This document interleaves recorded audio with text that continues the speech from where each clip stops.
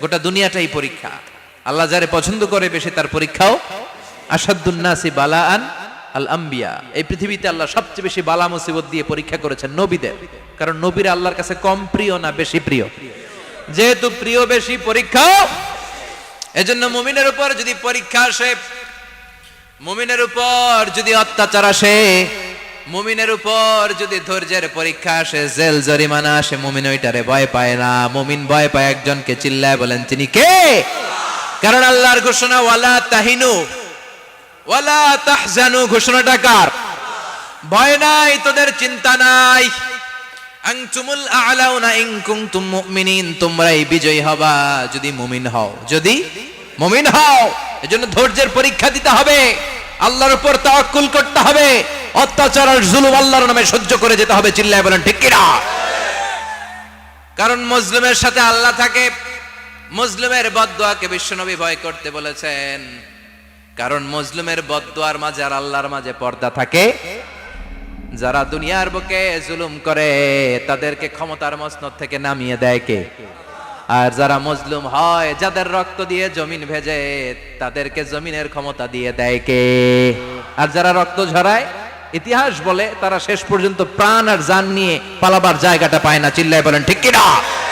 এজন্য মুমিন খুব ভালো করে জানে, রাত্রি যত গভীর হয়, সুবহে সাদিকের সময় কাছে আসতে থাকে। গর্ভবতী নারীর পেটের জ্বালা যন্ত্রণা, ব্যথার পেইন যত বাড়ে, নতুন মেহমান আগমনের সময় কাছে আসতে থাকে। তেমনি ইসলামের পক্ষের শক্তির উপর যদি অত্যাচার, অনাচার, স্টিম রোলার বেড়ে যায়, এটা প্রমাণ করে ইসলামের বিজয়ের সময় কাছে আসতে শুরু করেছে। চিল্লায় বলো ঠিক কি না? এজন্য রাব্বুল আলামিন ডেকে বলেন, গোলাম লিয়াবলুয়াকুম আইয়ুকুম আহসানু আমালা, কে ভালো আমল করো, কে খারাপ আমল করো, এজন্য আমি জীবন মরণ তৈরি করেছি। চিল্লায় কোন ঠিক কি না? এরপর আল্লাহ বললেন, ওয়ালাকাদ যায়্যানাস সামাআদ দুনিয়া বিমাসাবিহা ওয়া জাআলনাহা রুজুমান লিশ-শায়াতিন। সুবহানাল্লাহ বলেন। ওয়ালাকাদ যায়্যানাস সামাআদ দুনিয়া। মাইকম্যান কোথায়? সাউন্ডটা বাড়াও। এত দুর্বল কেন তোমার সাউন্ড? মনে হচ্ছে আমি মাইক ছাড়া কথা বলছি। সাউন্ডটাকে স্ট্রং করো। ওয়ালাকাদ যায়্যানাস সামাআদ দুনিয়া, I have beautified the closer sky with candles, with light and stars.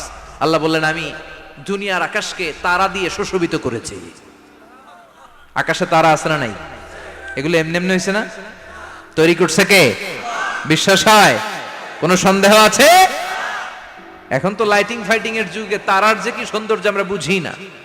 আমরা যখন ছোটবেলা গ্রামে যেতাম, রাতের বেলা তারার মেলা, কি সুন্দর, একটার চেয়ে একটা সুন্দর। শুকতারা, ধ্রুব তারা, সপ্তর্ষি মণ্ডল, 7টা তারার একটা চেইন আছে, চিনেন এগুলো?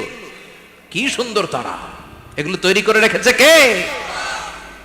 প্রথম আকাশের মহাশূন্যকে আল্লাহ এই তারকা দিয়ে বিউটিফাই করেছেন। ইটস এ ক্যান্ডেল, আল্লাহ সাজিয়ে রেখেছেন। আমরা খালি চোখে যেটা দেখি, এটা কিন্তু আকাশ না, এটা প্রথম আকাশ নয়। প্রথম আকাশ যে কত দূরে আমেরিকার নাসার বিজ্ঞানীরাও জানে না। খালি চোখে আমরা যা দেখি, এটা প্রথম আকাশের মহাশূন্য। এর অনেক অনেক অনেক উপরে প্রথম আকাশ। এরপরে দ্বিতীয় আকাশের মহাশূন্যের স্তর শুরু, এরপরে দ্বিতীয় আকাশ, তারপরে তৃতীয় আকাশের মহাশূন্যের স্তর শুরু, তারপরে তৃতীয় আকাশ। একটার চেয়ে আরেকটা বড়। প্রথম আকাশের চেয়ে দ্বিতীয় আকাশ কত বড় বলি, আপনার হাতের আংটিটা যদি সাহারা মরুভূমিতে আপনি ছুঁড়ে ফেলে দেন, পুরো মরুভূমির তুলনায় আংটি যত ছোট, আল্লাহর দ্বিতীয় আসমানের তুলনায় আল্লাহর প্রথম আসমানটা ঠিক তত ছোট। একটার চেয়ে একটা বড়, একটার চেয়ে একটা বড়। সূর্য দেখে আমরা অবাক হয়ে যাই, 9,30,00,000 মাইল দূরে। এই পৃথিবীর চেয়ে 13 লক্ষ গুণ বড়। এটার সানশাইন, আলো আসতে পৃথিবীতে 8 মিনিট 18 সেকেন্ড লেগে যায়। আমরা মনে করছি সূর্যই বড়। আমরা বসে আছি মাইথার দিয়াতে, তাই না? এই জায়গাটার নাম কি? মাইথার দিয়া। কি খালি এতটুকু প্যান্ডেলের সমান? কত বড় মাইথার দিয়া! এই পুরো মাইথার দিয়া কোন থানায় পড়ছে? দাউদকান্দি। দাউদকান্দি হচ্ছে কুমিল্লার 16টা থানার একটা, ঠিক কিনা?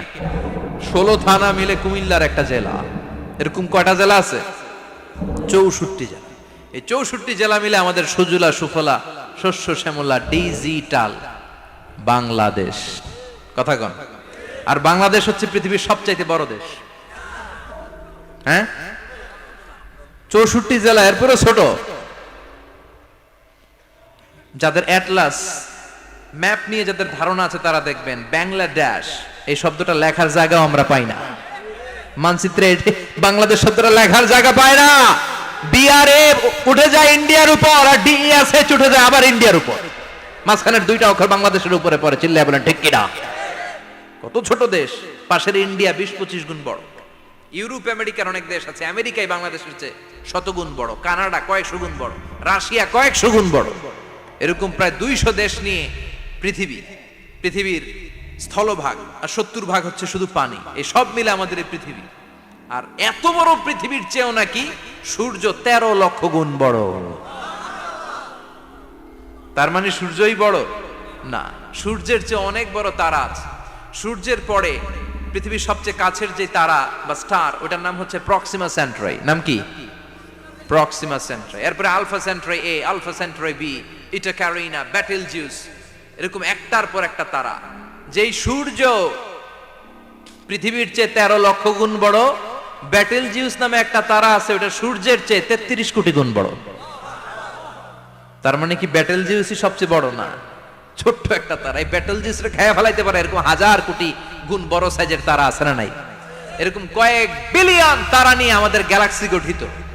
আমাদের গ্যালাক্সি, এটার নাম মিল্কি ওয়ে। এটার নাম কি? আমাদের গ্যালাক্সি। এই গ্যালাক্সিতে আমাদের অবস্থান। এরকম কত হাজার কোটি গ্যালাক্সি আছে আমেরিকার নাসার বিজ্ঞানীরাও জানে না। আমাদের গ্যালাক্সির সবচেয়ে কাছের যে গ্যালাক্সি, ওই গ্যালাক্সিটার নাম হচ্ছে অ্যান্ড্রোমেডা। কি নাম? অ্যান্ড্রোমেডা। আমাদের গ্যালাক্সি থেকে কেউ যদি কাছের গ্যালাক্সি অ্যান্ড্রোমেডাতে যেতে চায়, তার 2.5 মিলিয়ন লাইট ইয়ার্স সময় লেগে যাবে। কথাটা কঠিন হয়ে গেছে, আমি ভেঙে বলি, তারপরে সুবহানাল্লাহ কইবেন।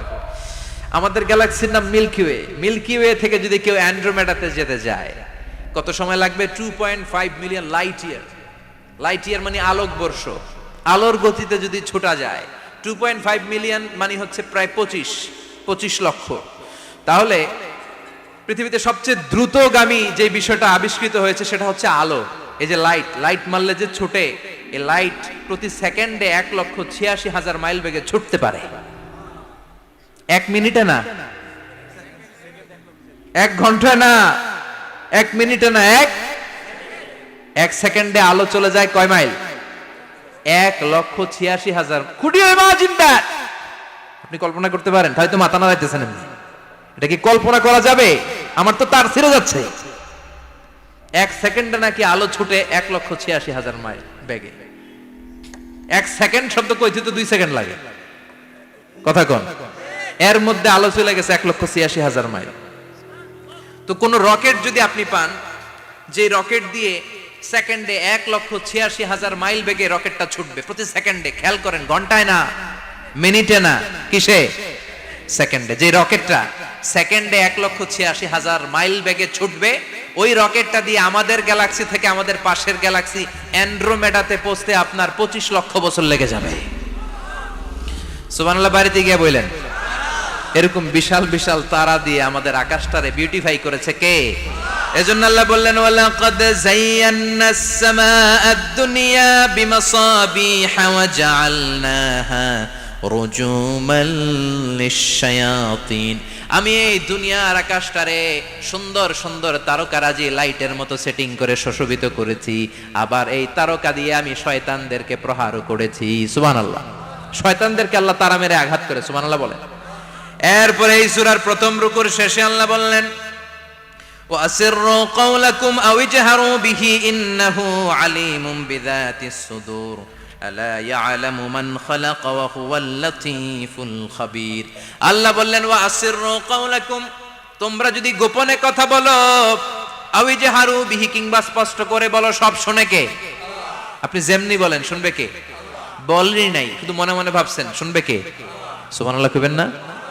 সাত আকাশের উপরে, আরশের উপরে তার অবস্থান, সাত জমিনের নিচে কোন গোপনতম প্রকোষ্ঠে, কোন ছোট্ট বাক্সের ভেতরে যদি কোনো পিপিলিকা নীরবে হেঁটে যায়, আল্লাহ বলে আমি ওই পিঁপড়ার হেঁটে চলার পায়ের আওয়াজটাও শুনতে পাই। এজন্য কেউ যেটা শোনে না, শুনে কে? এরপর আল্লাহ বললেন, হুয়াল্লাযী জাআলা লাকুমুল আরদা যালুলান ফামশু ফি মানাকিবিহা ওয়া কুলু মির রিজকি ওয়া ইলাইহিন নুশুর। সুবহানাল্লাহ বলেন। আল্লাহ ডেকে বললেন, গোলাম তোমাদের জন্য জমিনটারে আমি বিছানা বানিয়েছি। আল্লাযী জাআলা লাকুমুল আরদা ফিরাশা, জমিনটারে বিছানা বানিয়েছে কে? এই বিছানার মতো সমতল জমিন দিয়ে তোমরা হেঁটে বেড়াও, চলে বেড়াও, হেলে দুলে পড়ার সুযোগ নাই, ঠিক কিনা? এই যে মাইথার দিয়ে আর আজকের যে ময়দান, এটা যদি বিছানার মতো সমান না হইতো বসতে পারতেন? কথা কন। এই ময়দানের প্যান্ডেলের এদিক দিয়ে উঁচা, এদিক দিয়ে গর্ত, এদিক দিয়ে নিচা, এদিক দিয়ে খাড়া, কেমন হইতো? কথা কন। কেউ আমারে দেখতো, কেউ দেখতো না, কেউ দাঁড়াইয়া, কেউ বৈশা, আছে না নাই? কিন্তু জমিনটারে সমতল বানালো কে? আপনি যদি বিমান থেকে যদি আপনি দেখেন, বিমানের গ্লাস দিয়ে, জানলা দিয়ে যদি আপনি নিচের দিকে তাকান, আপনি দেখবেন মনে হবে পুরো জমিনটাকে আল্লাহ সবুজ কার্পেট দিয়ে কার্পেটিং করে রেখেছে।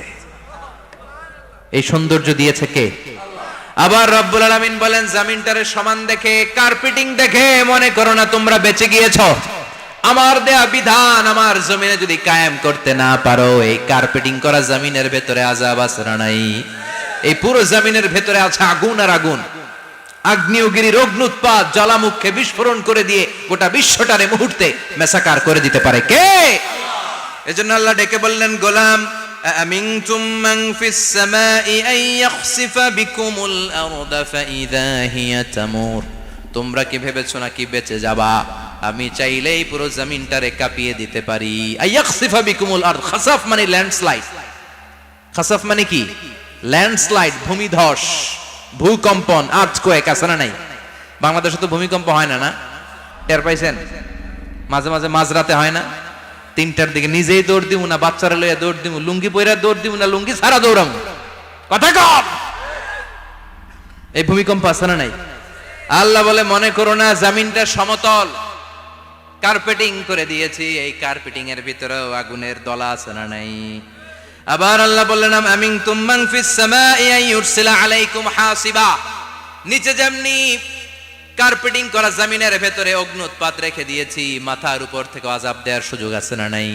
চাইলে আল্লাহ অগ্নি বৃষ্টি দিতে পারে, আগুন বৃষ্টি দিতে পারে, ঠান্ডার বজ্রপাত দিতে পারে। আপনারা লূত আলাইহিস সালামের কওমের নাম শুনেছেন?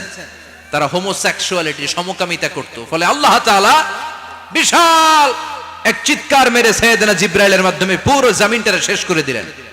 ফাজআলনা আলিয়াহা সাফিলাহা ওয়া আমতারনা আলাইহিম হিজারাতাম মিন সিজিল, তাদের অপকর্মের কারণে জর্ডানের ওই এলাকাটাকে আল্লাহ বললেন, জিবরাইল এলাকাটারে হাতে তুলে নে, আকাশের উপরে তুলে পুরো এলাকা সহ মানুষ সহ জমিনের মধ্যে গেড়ে দে। জমিনের নিচের মাটি উপরে নিয়ে গেল কে? উপরের মাটি নিচে নিয়ে গেল কে? পুরো জায়গাটা এখন ডেড সি হয়ে গেছে। কি সি? ডেড সি নাম শুনেন নাই বোধহয়? আজকে শুনে রাখেন, এটারে বলে মৃত সাগর।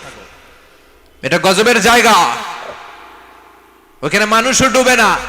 লবণের ডেনসিটি, সল্টের ডেনসিটি এত হাই, এই পানির মধ্যে এত গজব, এর মধ্যে কোনো মাছ জন্মায় না, চিংড়ি জন্মায় না, কাঁকড়া জন্মায় না, ব্যাং হয় না, শ্যাওলা হয় না, কিচ্ছু বাঁচে না। এটা গজবের জায়গা। চিল্লায় বলেন ঠিক কিনা?